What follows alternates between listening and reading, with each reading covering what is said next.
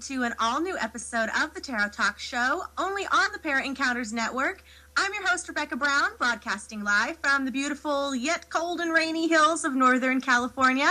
It's a Monday night, and we're feeling pretty good, so thanks for joining us tonight. And you know my wonderful and amazing co-host, Tarot Tim Timothy Martin, is in the house with me today. Hey, Tim.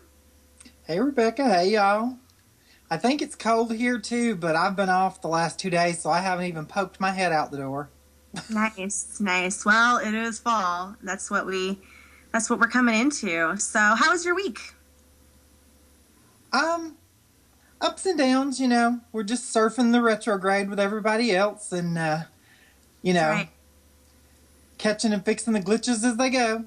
I know it. Well, hang on, people. We're reaching the end of it. What, there's one more week left, I think? Doesn't it end next week?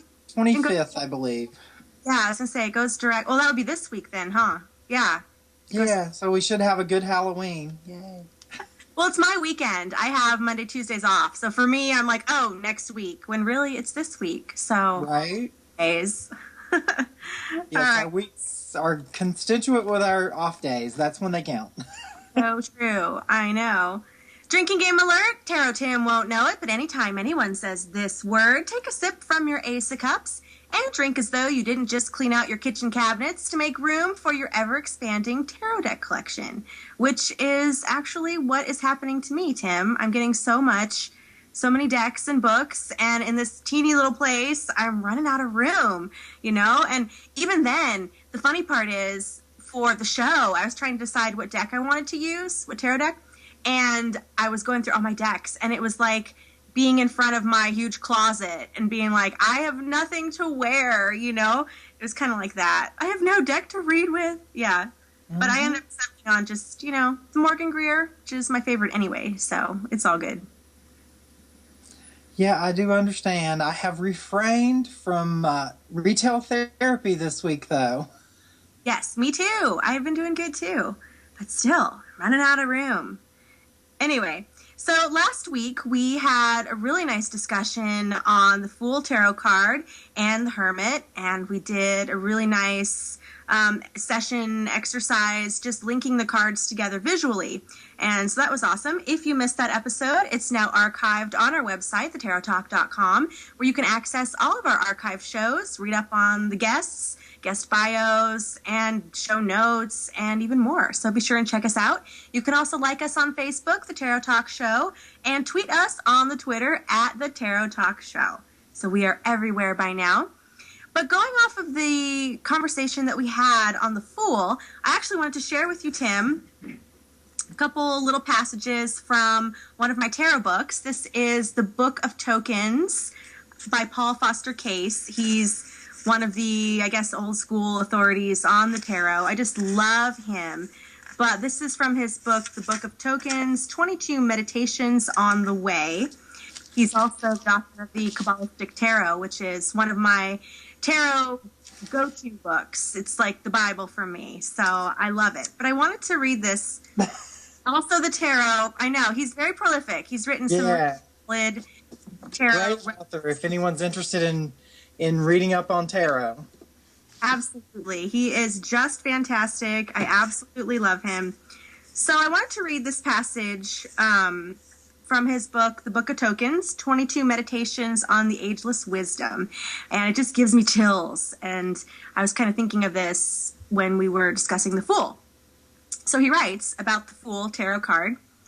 I am, without beginning, without end, older than night or day, younger than the babe newborn, brighter than light, darker than darkness, beyond all things and creatures, yet fixed in the heart of every one. From me the shining worlds flow forth, to me all at last return. Yet to me neither men nor angels may draw nigh, for I am known only to myself. Ever the same is mine most inmost being, absolutely one, complete, whole, perfect, always itself, eternal, infinite, ultimate, formless, indivisible, changeless. Of all existence, I am the source, the continuation and the end. I am the germ, I am the growth, I am the decay. All things and creatures I send forth. I support them while yet they stand without. And when the dream of separation ends, I cause their return unto myself. I am the life and the wheel of the law, and the way that leadeth to the beyond. There is none else. From mine unfathomable will, the universe hath its beginning. In my boundless wisdom are the types and patterns of all things. Before all worlds I was. In all worlds I am. And when worlds are but a memory, I shall be. And I love that. It just gives me like chills. I love it because that's just wonderful. It's the source, and I just love it. So I wanted to share that because we were discussing the Fool. Yeah, Paul Foster Case, love him. He is just amazing. So yeah. So thanks for listening. I got my house that the other day. I was like, oh, this is so good. I got to share it. Yeah, so that was a good discussion because the Fool really is the beginning, the source, and fits in anywhere in the tarot line. Oh yeah, and we know it's my favorite card in the deck, so. Absolutely. Yep. In case y'all haven't seen my big, huge Fool. All up the arm, yeah. Yeah, very cool. This is my coming out of the tarot closet. Yes. Tattoo and card. Well, tonight I thought we would discuss tarot and metaphor. And I think that as readers, we communicate a lot in metaphor, really. I think it makes the cards relatable. I think it makes the reading, I don't know if I say down to earth, because I'm starting to hate that term, down to earth. I feel like it's almost overused. Do you know what I mean?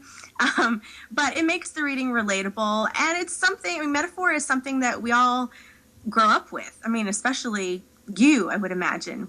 Oh, yeah. I'm from the South, so there is a saying for everything. Mm-hmm. So, right. Yeah, we were saying before the show, it's going to be tonight on the Tarot Talk, things my granny said. Mm-hmm. So, yeah. Yeah. So we've all grown up with it. No matter what your culture, you have metaphor, ways of relating to the world around you. And really, that's what tarot is also. It's like pictorial metaphors, and I love it. So what I thought we would do is we would take the deck, and we'll shuffle as usual, and then just pull a card and see what metaphor kind of comes to mind and how we could use that metaphor to communicate with the person we're reading for, or even for ourselves, even for if we're just pulling a card on our day, the day ahead. So, okay, so let's go. Pull one. What deck are you using? Are you still using your Robin Wood? I've got the Robin Wood, but I also pulled the Tarot, the Hidden Realm, so we'll see which one grabs me first. Very fun. Very fun. All right, I'm just going to random pull from here. We have, the Hierophant. All right, the Hierophant. So metaphor. Do as I say, not as I do. Yes. Or even because I said so, although it's very emperor also. But yeah. The Hierophant often represents like the establishment, like the man's getting me down, I'm working for the man. This to me, the system, that kind of, everybody knows what that means. Yeah. Mm-hmm. It's the system. Red tape is coming to mind. Bureaucracy, red tape. Holier than thou. We've all heard that, right? Yeah, holier than thou. His hat right now is like, it looks like, what is it? Is it ABBA that has the red hats? Do you know what I mean? His little... Devo. Oh, yeah, okay. Well, I knew you would know. Okay, that's just what's coming to me right now. I'm like, oh, yes. That's very, yeah. Yeah, okay. Yes. So he's going to whip it good. I was going to say, whip it good. Yeah, like what I'm getting from this hat-looking thing he's got. Yeah, so those are some metaphors for that are coming to mind. Visually, the keys at his feet, keys to the kingdom, yeah, keys to the kingdom. And what's also coming to me, and we're doing it, is Don't judge a book by its cover. How so?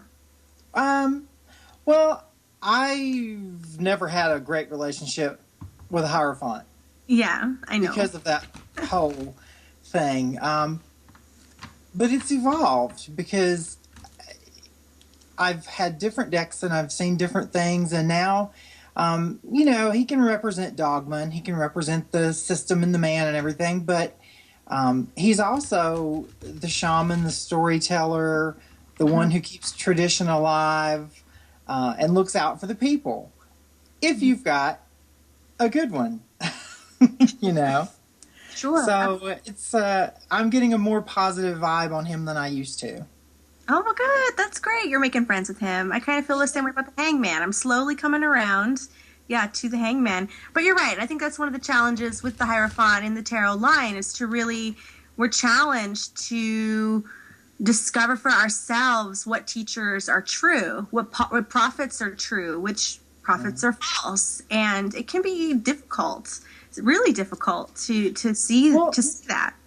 The tarot, and a lot of people probably don't see it like that. It's the tarot itself can be a big metaphor for the whole religion thing, because there's a lot of dogma involved. There's people that tell you this card always means that, you have to do it this way, you have to do it that way, when really, just like with spirit, you need to have your own personal relationship and go from the gut.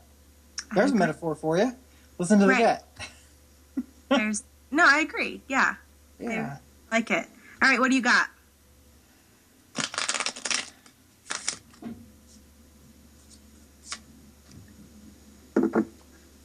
Three of Swords.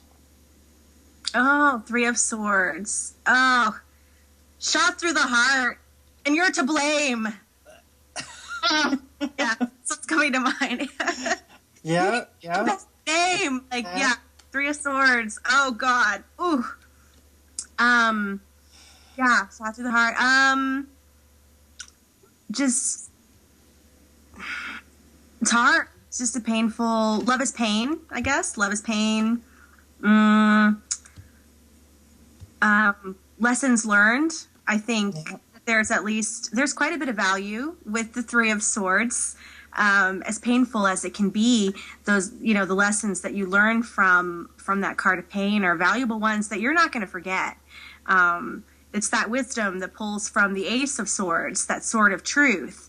And you're not the same afterward. Yeah. But, I'm actually hearing Dolly singing I Will Always Love You, because it's also when you're in the middle of it and you won't let go of it.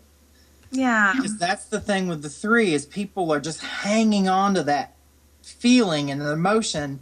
It's almost like if you deal with it and let it go, you're betraying the love, and it's letting it not be real. And, sometimes we like to cling to those illusions, even when they don't serve us very well anymore.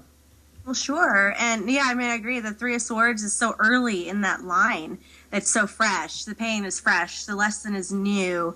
And you're right. Things haven't evolved to the point where you're ready to let it go.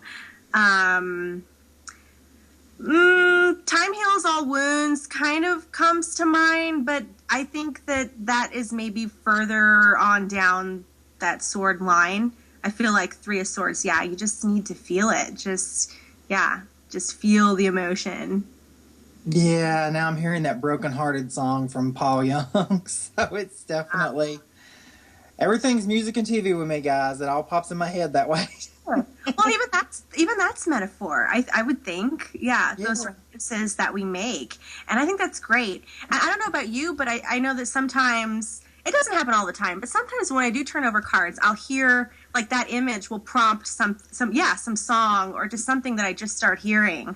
And you're more mediumistic than I am, and so sometimes, for you, it comes across as a message, right, from the other. Yeah, Spirit uses a lot of pop reference for me because I am full of useless trivia and TV and songs, and everyone said I'd be their lifeline on Millionaire or Jeopardy if they had one, so I guess that's a good thing. I think the Three of Swords, choose company, three as a crowd is also coming to mind. Just because sometimes the Three of Swords can indicate a triangle of sorts. Sometimes, a love triangle, or just a third element even that's introduced into a situation, be it work or money, that you might not be aware of. So that's coming to mind. It's not easy. It's not an easy one at all. No. All right, let's pull another one. What's it going to be? Oh, the Two of Swords.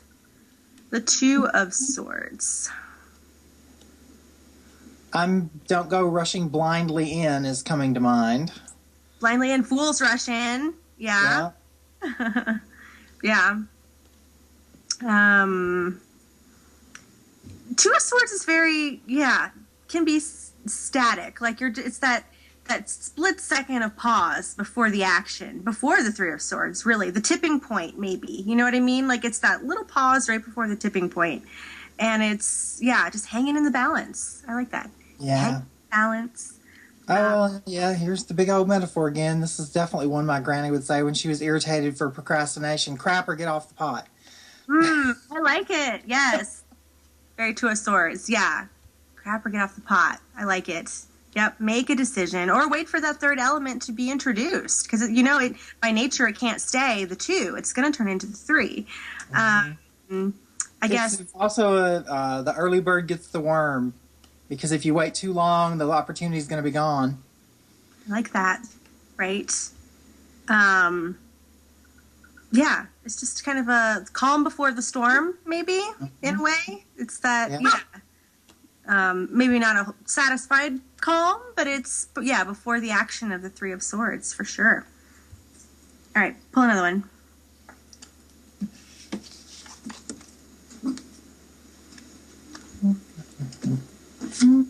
What do we get?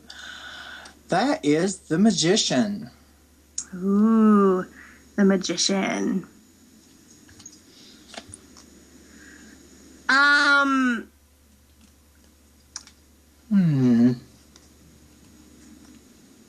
Absolute power corrupts.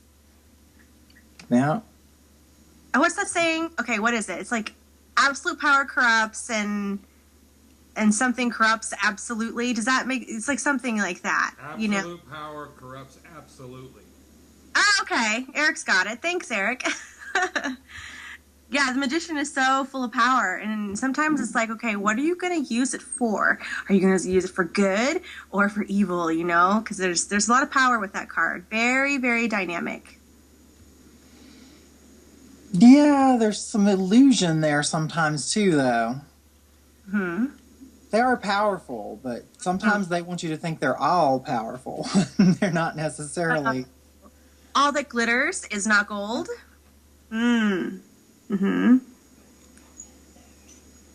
Yes, the Magician's very, just that really dynamic energy. What's also coming to mind is, I think, maybe be careful what you wish for with the Magician. So be careful what you send out into the world. Just the words that you say or the energy or the things that you really want to manifest. Just, be careful what you wish for. I think it's when we get the things we really want the most that's when our real troubles begin. And I think that's, that could be a metaphor for that. Well, so many people direct their power, their wishcraft, in the wrong way.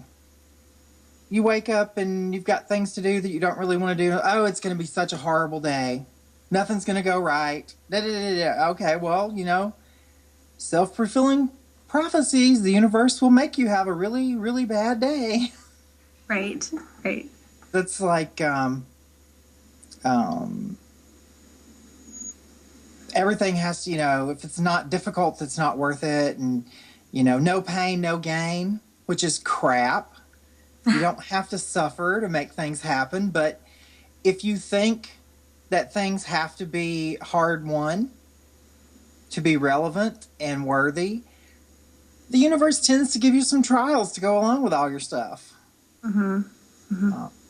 there was and I wasn't a big fan of the show, but there was an interesting episode of Star Trek Voyager where Janeway had to go through all these trials to save a crew member. And at the end of it, it wound up she didn't have to, but they gave her all these trials because they knew she wouldn't believe them if they just said, oh, it's this easy, you can just do this. Oh, yeah. Mm-hmm. So all of our Trekkies just got it. Uh-huh. Everybody else is like, what? All right, let me pull another one. What we got?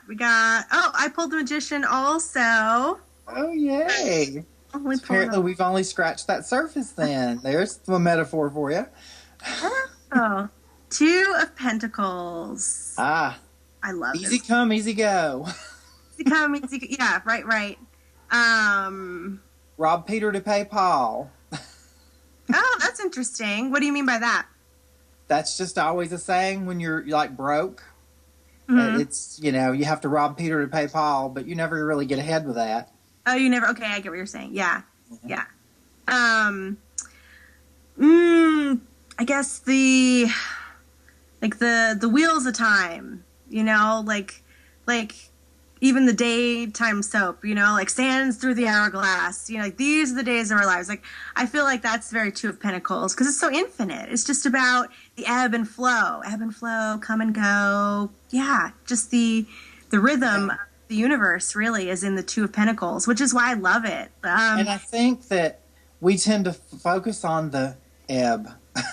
Because when it's flowing, we're happy and enjoying it and everything, but, Yeah, absolutely. One of my sayings, and I just came up with it, I don't think I ever heard anyone else say it, when you're, really broke. I'm so broke, if I had a pot to piss in, I'd be at the pawn shop.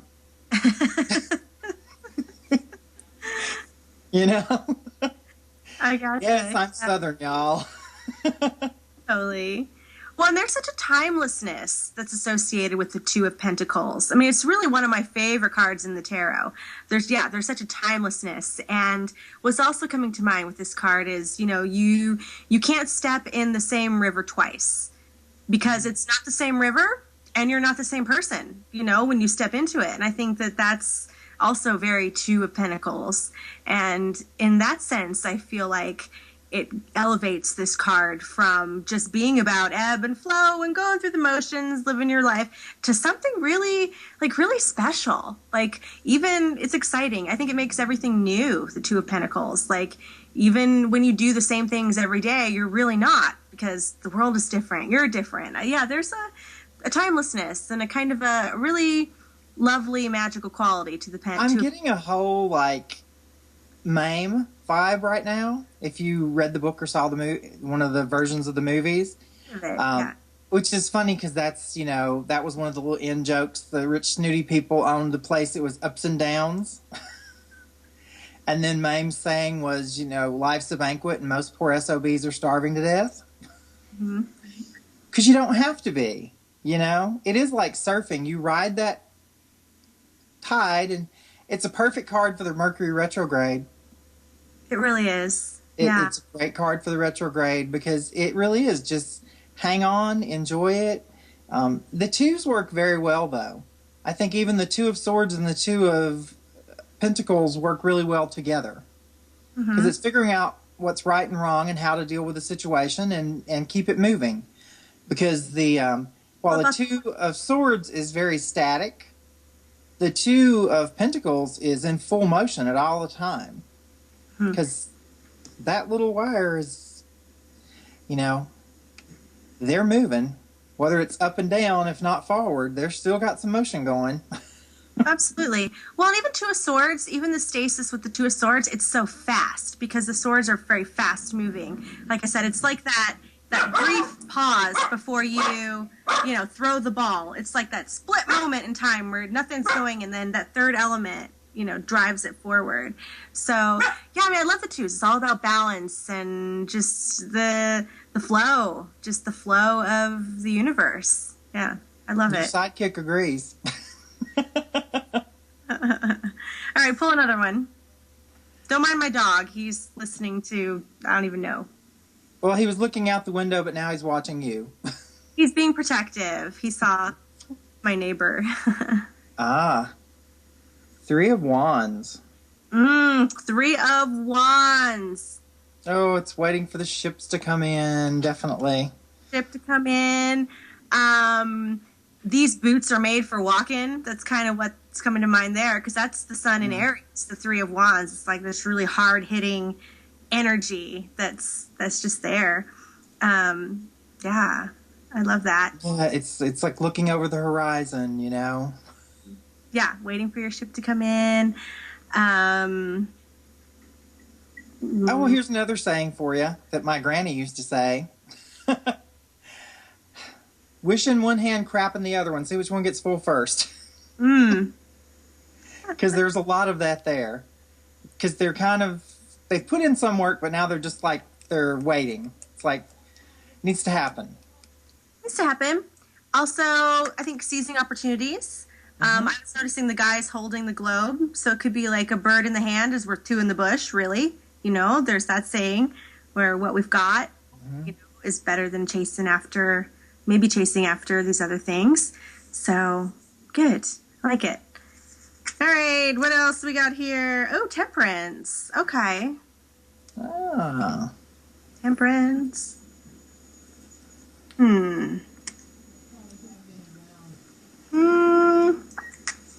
Well, we've got the angel mixing the cups, creating.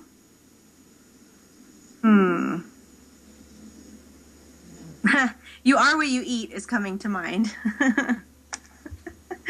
So you are what you eat. You are what you take in. Yeah. Which I think is interesting, considering temperance is before the devil. You know, whatever you're taking in can really come back to bite you. Whatever you're surrounding yourself with, playing with. There's a lot of play, I think, involved in temperance. Getting, you won't get more than you can handle. I like that. It really pulls from, Good. Maybe like a light in the distance, light around the corner, something like that. I'm just noticing the sun in the background. That's good. Okay, pick one. Pick another one.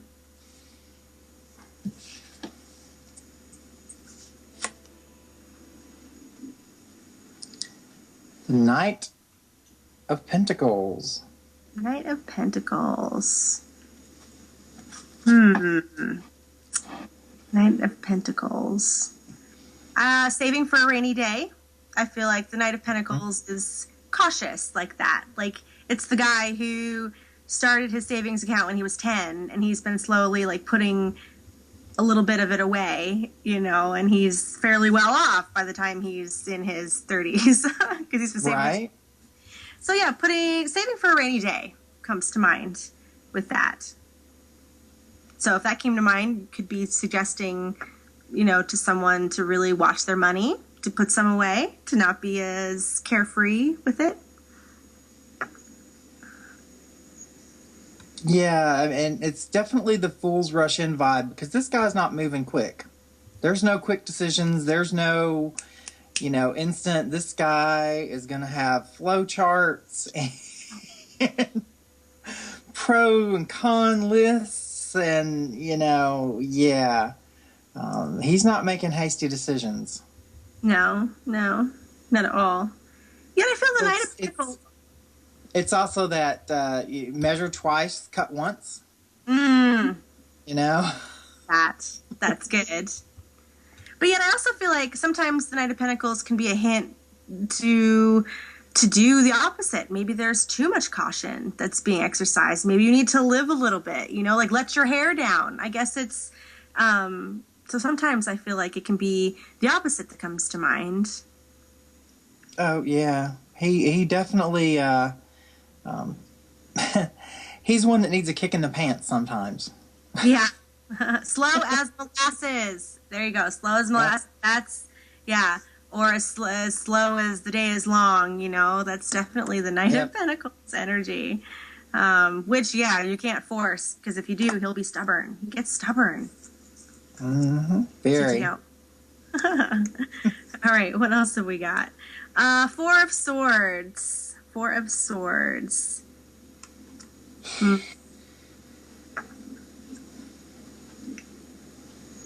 It's like, give me a break, I think. Mm-hmm. Like, yeah, catch a break, give me a break.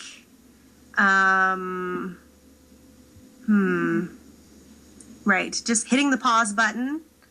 Yeah, rebooting. Right, rebooting, retreat. Yeah, just taking a much needed hiatus. Right. Just really taking a break. Like it. What else you got?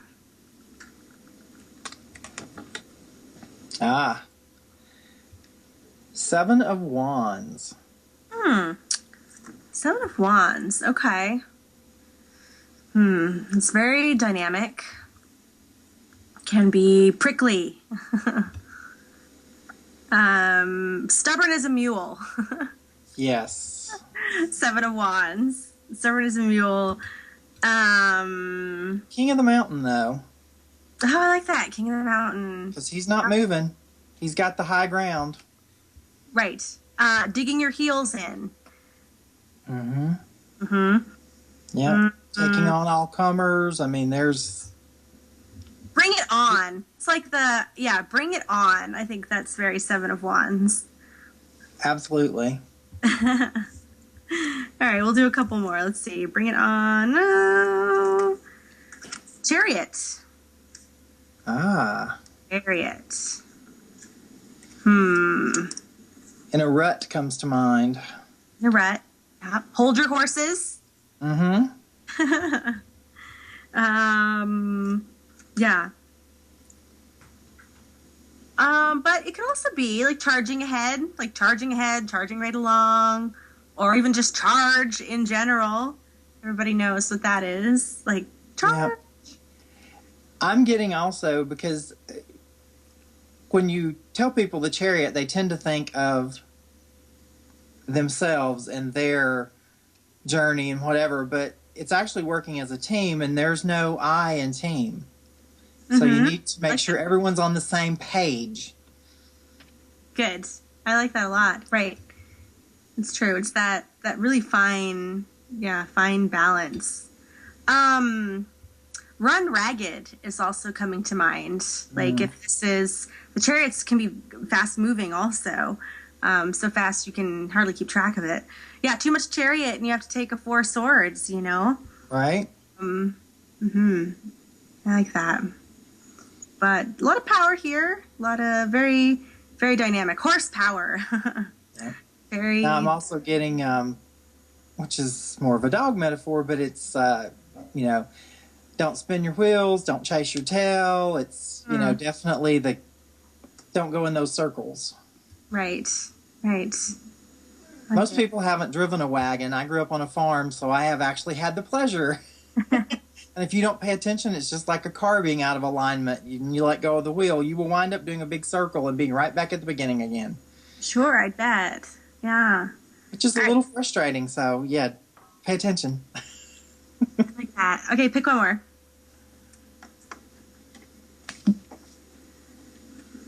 Ace of Swords. Ace of Swords. The truth will set you free. Beauty is truth. That's the whole poem. Yeah, beauty is truth. Truth is beauty, and that's all you know on earth and all you need to know. Like, that's Ace of Swords to me. Now, do the right thing. I like it. First cut is the deepest. Yep.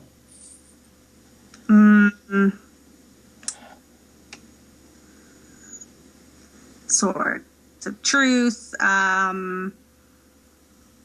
Communication. What's some like communication metaphor? I don't know. Well, it's all about speaking your truth. Speak now, or forever hold your peace.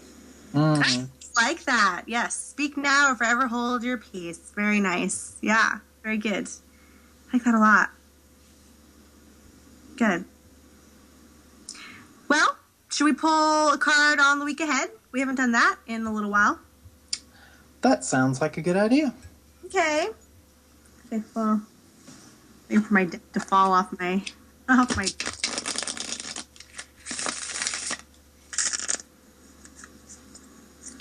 Pick a card, any card, and of course we gotta have some metaphor thrown in there.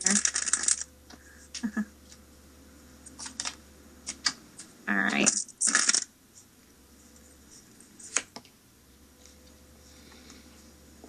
Oh, I got the 10 of Cups. Oh, that's nice. I love the 10 of Cups. That's a very, very Brady Bunch card. You know, the happy family, the blending in, everyone working together. It's a lot of happy going around. I like that. Yeah, happy, content. A lot of connection, too, with the 10 of Cups. The Cups cards being those, like, emotional ties we have to people, soul ties. So it's good connection. And, you know, like I said, it's funny. I think that this Mercury in retrograde for me has been all about connections with people.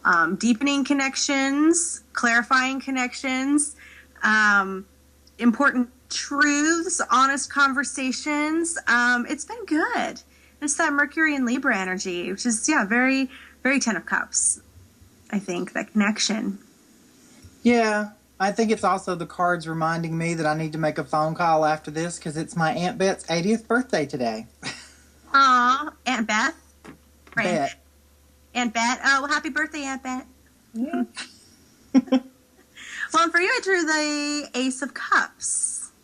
So that's also about connection. Well, I love that. It's the beginning and the end of that whole journey. So it's showing how circular it all is. So, and we're in the last few days of the retrograde, which is all about, it's a good time to look at the past, find those patterns and those emotional things that don't work and let go of them.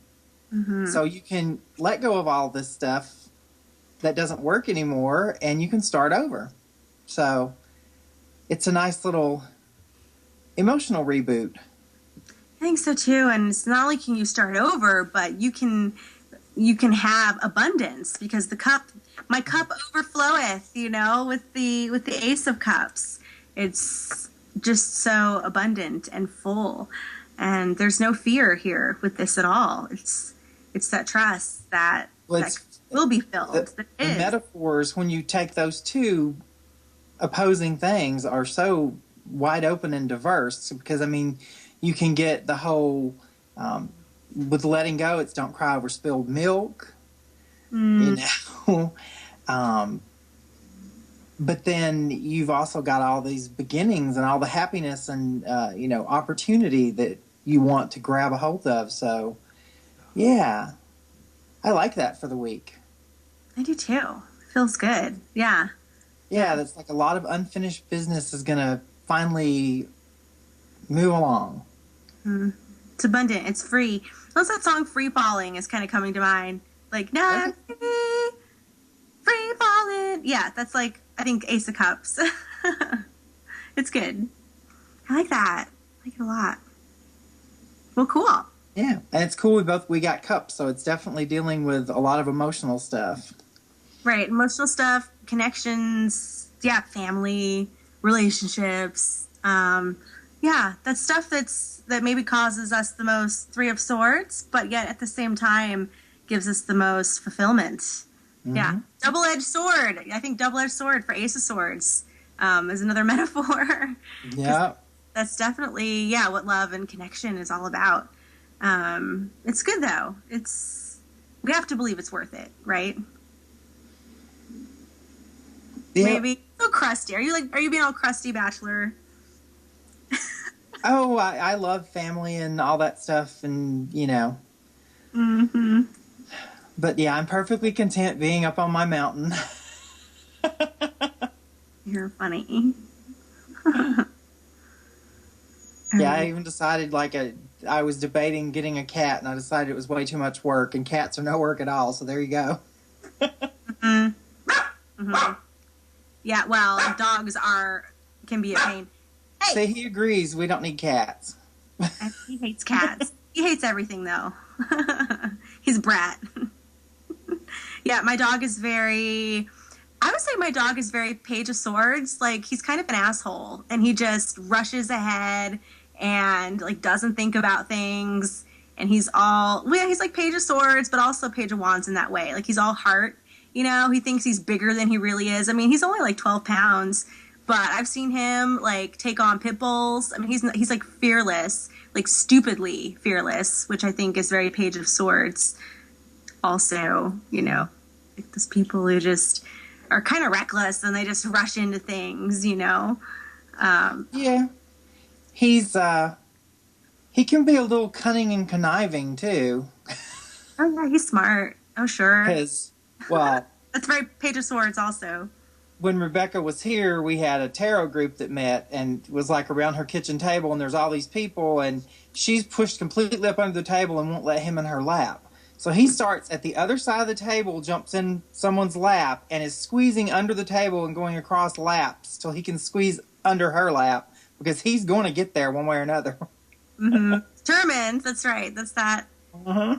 Wands determination. Oh my gosh. Like, the Wands people, they're just, yeah, they're all heart. And if they want something or feel that burning desire to do something, they're unstoppable. But I think that, like, even the Swords people, though, more so just because they have that steely determination. I always said the Swords people, you know, they're the first ones in, they're the last ones out. You know, you don't want to go head to head with a Swords type person because I think they'll outlast you in the end. I don't know. What do you think? Oh, yeah, I got a lot of swords in me, you know. Determination, that laser sharp focus of the Swords quartz. It's amazing. There's nothing to do. Swords that whole pen is mightier than the sword thing, but swords are masters of words. Mm-hmm. Well, and swords contain words. And we will cut you down. Yeah. That's that they're so fast thinking, fast writing. You can't outthink Swords people. They're just on top of it. And then, yeah, they've got that steely determination.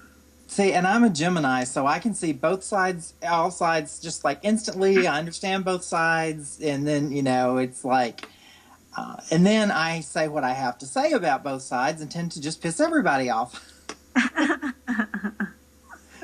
But it's funny that because of the words and just the way I am, no one ever stays mad at me. Well, no, of course not, because you have that Southern charm, right? It's always, it's just Tim. I hear that a lot. It's just Tim. Right.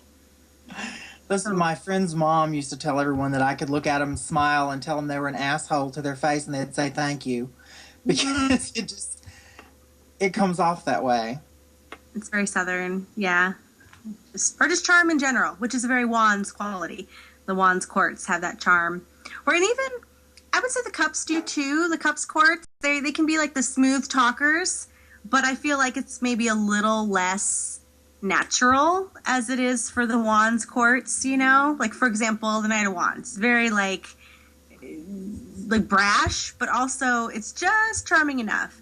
I feel like with a Knight of Cups, that smooth talking charm, it might be natural, but I feel like it's intentional, whereas the Knight of Wands, they're just being who they are. You know, it's like a more innate, natural, kind of unlearned charm, and they get away with a lot. For sure. Yeah, well, that's like a lot of people do affectations of Southern, you know, where they'll call you honey or sweetie or whatever, and it's like, you know, your tip is dependent on what you do, not trying to schmooze me, so just get to work. It's very Swords. Funny. All right. Well, we are coming up on time here. Tim, how can the viewers get in touch with you? You can always find me on Facebook at Timothy's Tarot. Or if you're in the Dover, Delaware area, you can get me at Bell Book and Candle. It's 678-4545. All right. Well, as always, thank you for joining me tonight. It's always so good to see your face and talk some tarot with you. And I'm your host, Rebecca Brown. You can get in touch with me by emailing the show, the Tarot Talk Show, at gmail.com. And you can visit our website, thetarottalk.com, to access all of our archive shows and guest bios and more. And be sure to check out my blog, 365daysoftarot.com. And that's all we've got for tonight. So join us next week, same time, same place, Monday nights at 7 p.m. Eastern, 4 p.m. Pacific, only on the ParaEncounters Network. So mote it be. So mote it be.